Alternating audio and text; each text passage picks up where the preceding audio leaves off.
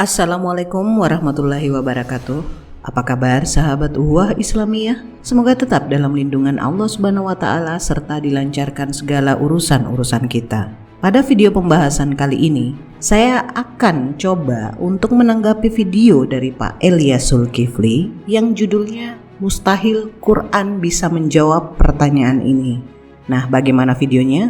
Mari kita lihat bersama.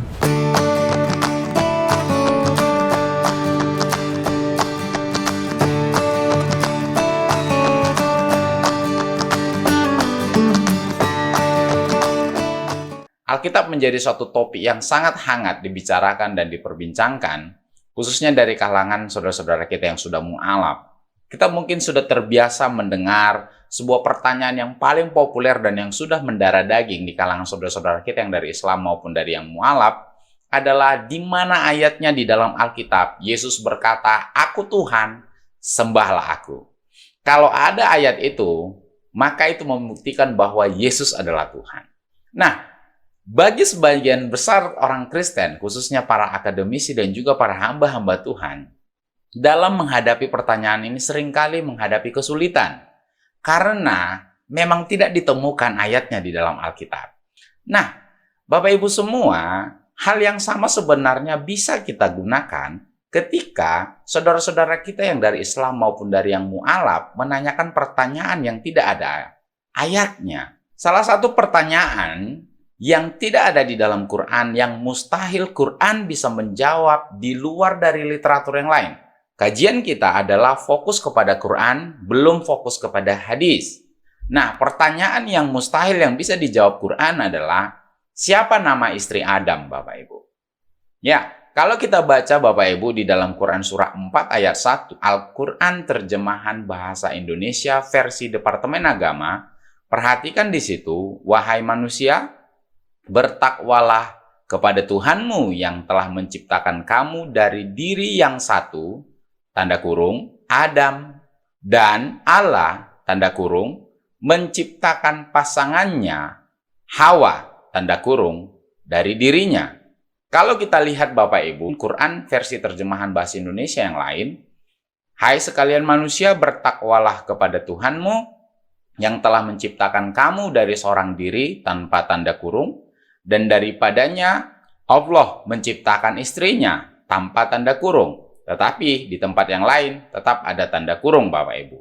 Nah, kalau kita lihat dalam bahasa Arabnya Bapak Ibu, min nafsin wahidatin wa khalaqa minha zauzaha, dari satu jiwa dan menciptakan darinya pasangannya. Itu artinya Bapak Ibu. Nah, sama sekali tidak ada nama Hawa dalam bahasa Arabnya Bapak Ibu. Dan Quran sendiri tidak bisa menjawab nama istri Adam adalah Hawa. Dan sampai sekarang, mayoritas saudara-saudara kita yang dari Islam mengakui bahwa istri Adam adalah Hawa.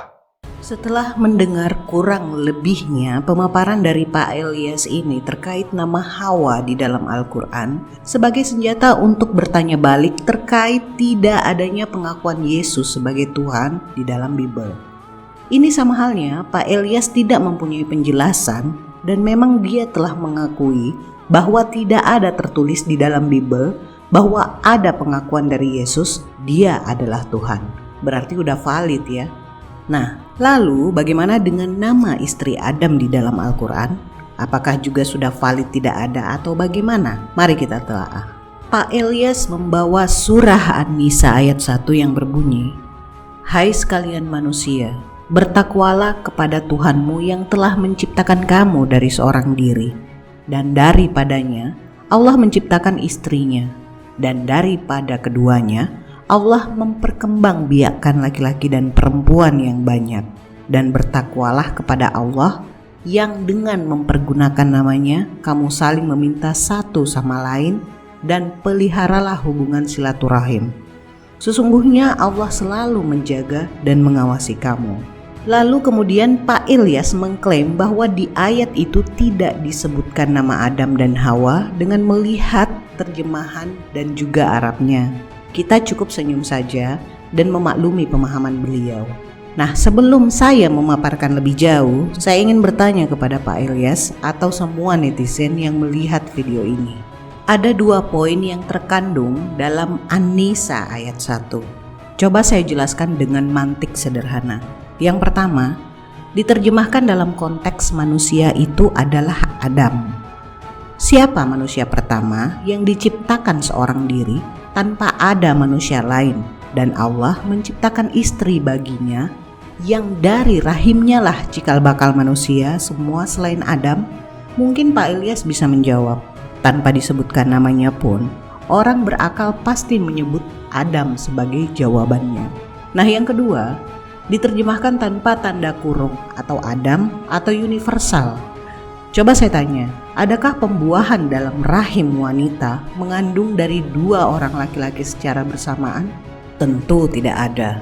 Tetapi 1 orang laki-laki dapat memberikan pembuahan lebih dari 1 secara bersamaan dalam satu rahim. Begitulah hebatnya tata bahasa Al-Quran. Maka wajarlah pada kalimat selanjutnya terdapat kalimat peliharalah hubungan silaturahim. Jika sudah mengetahui jawabannya, maka makna Arab dan terjemahannya pun sudah bisa dimengerti. Dalam surah An-Nisa ayat 1 ini merupakan perintah kepada sekalian manusia untuk bertakwa kepada Allah serta menyadarkan mereka tentang kekuasaannya yang telah menciptakan mereka dari satu jiwa, yaitu Adam. Wa khalaqa minha zaujaha, atau dan darinya Allah menciptakan istrinya, yaitu Hawa yang diciptakan dari tulang rusuk Adam bagian kiri dari belakang. Nah, Pak Ilyas ini kan murtadin juga ya. Saya mau tanya Pak, zaujaha atau haknya itu merujuk ke siapa Pak? Istrinya, nya itu merujuk ke siapa? Makanya Pak Ilyas, Al-Quran itu hanya untuk orang-orang yang berpikir, kecuali dia hanya modal ngutip lalu diklaim sesuai kemauan dia.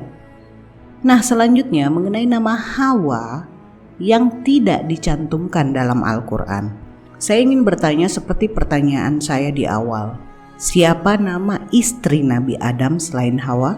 Apa sih arti atau makna dari Hawa ini? Jika ditinjau secara bahasa, Hawa memiliki 3 makna. Nah, yang pertama, Hawa bermakna kecoklat-coklatan. Yang kedua, Hawa bermakna warna merah tapi lebih dekat ke hitam. Yang ketiga, Hawa bermakna warna yang dekat ke hitam atau ahwa atau Hawa. Kata ini bisa kita jumpai di surah Al-A'la ayat 5. Nama Hawa adalah nama pemberian dari Nabi Adam. Kenapa Nabi Adam memberi nama Hawa kepada istrinya? Yang pertama, karena Hawa diciptakan Allah dari sesuatu yang hidup. Disebut dalam Al-Quran sebagai Hayyu. Ini terdapat dalam Al-Quran surah Al-Baqarah ayat 255. Yang kedua, karena warna bibir Hawa alaihissalam berwarna kecoklat-coklatan. Berikutnya, karena di dagunya terdapat tanda lahir berwarna kecoklat-coklatan. Yang keempat, karena warna kulitnya dekat ke warna coklat, lebih dekat ke hitam. Begitupun dengan warna kulit Adam alaihissalam. Berikutnya, karena ia atau Hawa adalah ibundanya yang hidup atau manusia, atau biasa disebut dengan Hayyu. Berikutnya berasal dari kata Hawiyah atau Yahwi yang memiliki makna berlindung. Maksudnya karena wanita berlindung kepada suaminya, atau dalam makna lain wanita membutuhkan dekapan laki-laki. Nah, jadi sangat keliru jika mengatakan bahwa kata Hawa dalam Al-Quran itu tidak ada, karena kata ini mengandung arti atau makna yang beragam atau seperti julukan. Saya harap Pak Ilyas belajar lagi lah. Nah, dari itu semua sebenarnya pertanyaan krusial dari umat Islam mengenai manakah ayat dalam Bible pengakuan Yesus, akulah Tuhan, sembahlah aku. Jelas ini tidak akan didapatkan karena Yesus sendiri memerintahkan untuk menyembah Tuhan yang benar. Makanya tidak ada dan sampai kiamat pun akan tidak ada. Menjelaskan dari pemahaman mereka saja sampai salto kiri kanan karena akan bertabrakan atau kontradiksi dengan ayat-ayat yang lainnya tentang pemahaman ketuhanan Yesus sendiri. Anda akan kewalahan sendiri dan ini sudah terbukti adanya. Nah, nasihat kali ini, tahu bedanya orang bodoh dan kerupuk? Kalau kerupuk pelengkap makanan. Kalau orang bodoh, pelengkap kesesatan. Saya akhiri pembahasan kali ini. Semoga ada hikmah dan pembelajaran yang bisa kita petik. Kurang lebihnya mohon dimaafkan. Akhir kata, Maha benar Allah dengan segala firman-Nya. Allahumma salli ala Sayyidina Muhammad. Wassalamualaikum warahmatullahi wabarakatuh.